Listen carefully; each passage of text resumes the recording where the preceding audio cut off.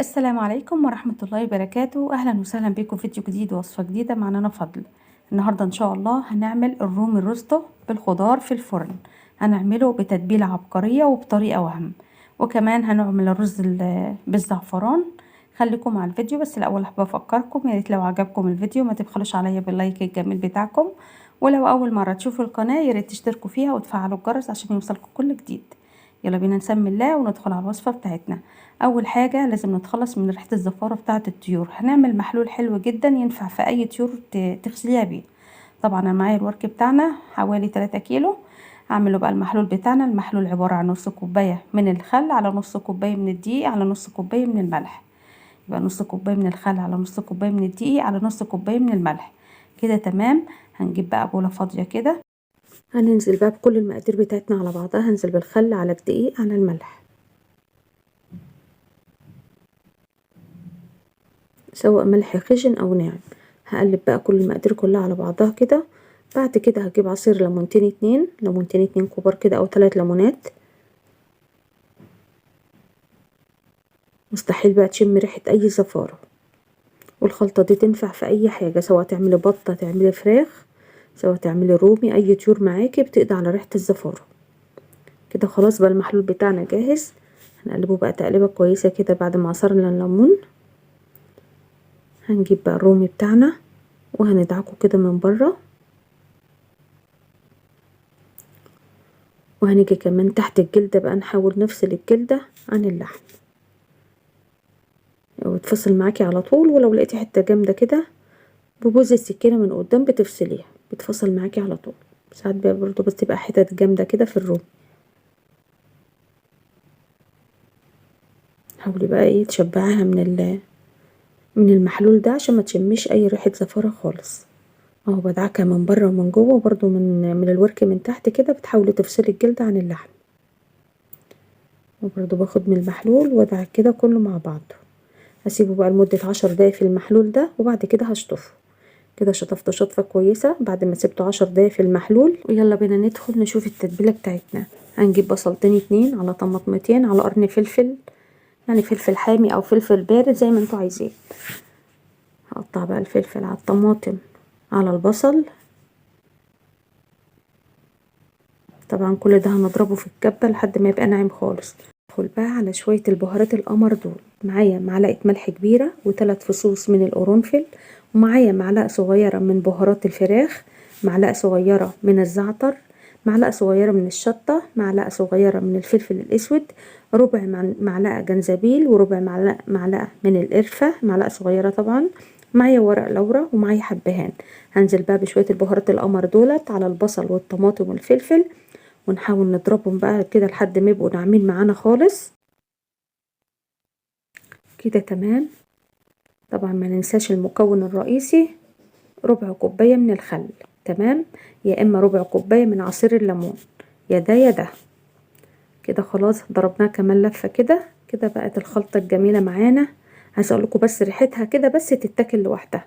طبعا الخلطة دي انا بعتمدها في جميع الطيور اللي هشويها. كده خلاص. هنجي بقى للرومي بتاعتنا. طبعا انا شطفتها شطفة كويسة من تحت زي ما انتوا شايفينها كده بتتكلم عن نفسها. المحلول اللي احنا عملناه ده مستحيل تشمي ريحة اي زفارة خالص. كده بقى نجيب بقى السكينة او ببوز السكينة كده بتعملي لها فتحات عشان يشرب من التتبيلة. وطبعا كل ما بيشرب من التتبيلة كل ما بيبقى احلى معاكي وكل ما يكون التست بتاعه اعلى. هنيجي برضو من تحت كده ببوز السكينة برضو بتعملوا له فتحات صغيرة. طبعا دي اهم خطوة. هنيجي بقى للخلطة بتاعتنا الحلوة ديت. بتحطي كده بالمعلقة، املي بقى المعلقة ما يهمكيش عشان يشرب من التتبيلة. كل طبعا ما بيشرب من التتبيلة كل ما تلاقي طعمه حلو معاكي. كده خلاص من تحت التتبيلة من تحت الجلدة، وبرده من فوق الجلد كده برده بتحطي له من فوق. هنقلبه برده، ونفس الخطوة اللي عملناها من فوق هنعملها برده من تحت. برده هنحط من تحت الجلدة كده، وهنسيبه بقى في التتبيلة ديت مش اقل من 3 ساعات. تمام. لو انت ما ممكن تعمليه من بالليل لحد الصبح يا سلام بقى، تاكلي طعمه ويبقى تحفة معاكي. كل ما بيبقى فترة طويلة في التتبيلة كل ما يديكي تست عالي. هنعمل بقى الفرشة بتاعته اللي هنحطها في الصينية. معايا بصلتين 2 كبار مقطعاهم جوليان، ومعايا طماطمتين 2 وقرن فلفل اخضر او قرن فلفل رومي كده، او عندك فلفل الوان حطي. معايا معلقة ملح ومعلقة فلفل اسود صغيرة، ومعايا كمان معلقة من الشطة صغيرة برضو، هي المعلقة بتاعتي صغيرة بمقام نص معلقة من معلقة الشاي. ومعايا كمان نص معلقة من الكمون، ومعايا ورق لورا وحبهان، ومعايا عود قرفة. هنقلب بقى كل الخلطة دي على بعضها كده، وكده بقت جاهزة. هركنها بقى على جنب، ويلا نشوف هنعمل ايه في الرومي بتاعنا. هنجيب بقى الصينية اللي هنعمل فيها، هنجيب الصينية نحطها على النار، وهنزل بمعلقتين 2 كبار من السمنة الفلاحي، واستنى بقى لحد ما تسخن معانا خالص. حاول بقى توزعي الصينية كده السمنة في الصينية بحيث ان السمنة كلها تبقى مدهونة. هنزل بقى بالرومي بتاعنا من على الوش بتاعه الاول عشان يديله صدمة على الوشين كده، زي ما انتوا شايفين. حاولي بقى توزعي السمنة في الصينية كلها عشان ياخد الوش الدهبي بتاعنا. واول بقى ما يحمر معانا كده هنقلبه على الوش التاني اهو. شايفين الجمال؟ الخطوة دي حلوة قوي، بتفرق كمان في الطعم. ونستنى بقى لحد ما يحمر كمان من تحت. بعد كده خلاص، بعد ما احمر من تحت هننزل بقى بالخضار بتاعنا اللي احنا عملناه، الطماطم على البصل على الفلفل على شوية البهارات الحلوين دول، ونديهم برضو صدمة مع الروم. هسيبه بقى كده لمدة 10 دقايق لحد ما الخضار بتاعنا ينزل ميته ويشرب. تمام.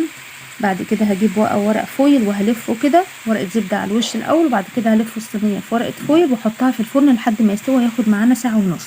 تمام. بعد كده بتكشفي ورقة الفويل وتحمريها يبقى جاهز معاكي. ويلا بينا نعمل شوية الرز بالزعفران القمر دول. معايا معلقة زيت على معلقة سمنة، ومعايا بصلاية متوسطة. انا هعمل طبعا كوبايتين 2 من الرز البسمتي. خرطت البصلاية متوسطة كده شرايح صغيرة خالص او مكعبات صغيرة، واسيبها لحد ما تدبل، وهنزل بنص جزرية مبشورة.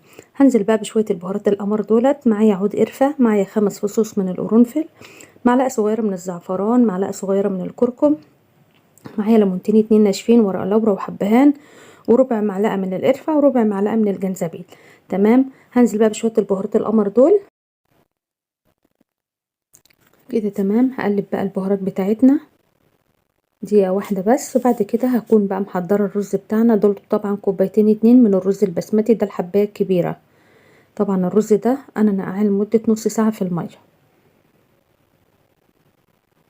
هقلب بقى الرز مع المقادير بتاعتنا كده لحد ما الرز يشرب كده من السمنة والبهارات بتاعتنا الجميلة ديت. بعد كده طبعا انا عاملة كوبايتين 2 من الرز، على كل كوباية بتضيفي كوباية ونص من المية.